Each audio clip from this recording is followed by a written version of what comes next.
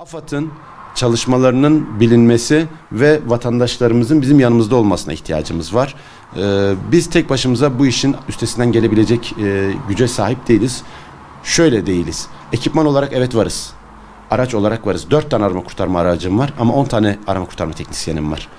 Bundan dolayı bizim AFAD gönüllülerine ihtiyacımız oluyor. AFAD gönüllülerine ihtiyacımızı da karşılamak için sürekli çağrılarda bulunuyoruz. Üniversite öğrencilerine, genç, dinamik, kamu personellerine, ev hanımlarına, abilerimize, beylerimize hepsine ihtiyaç duyuyoruz ve çağrılarda bulunuyoruz. Buyurun gelin AFAD gönüllüsü olun diyoruz. Bize ne yapabilirsiniz? AFAD gönüllüsü ben ne yapabilirim diye çok soruyor bize. Ne mi yapabilirsiniz? Enkazda çalışan arama kurtarmacının kablosunu taşıyabilirsiniz. Burada hakkını aramak için dilekçe veren vatandaşın dilekçesini alıp işleme sokabilirsiniz. İşlem yapan memurun fotokopisini çekerek yardımcı olabilirsiniz. Tahliye esnasında çadır kente afetzeden ulaşımını sağlayabilirsiniz.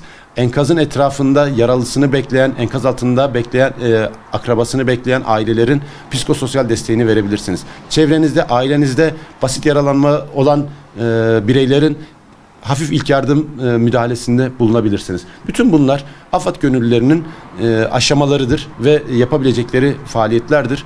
Biz bu faaliyetlerde vatandaşımızdan, halkımızdan destek bekliyoruz ve bu desteğe gerçekten çok ihtiyacımız var.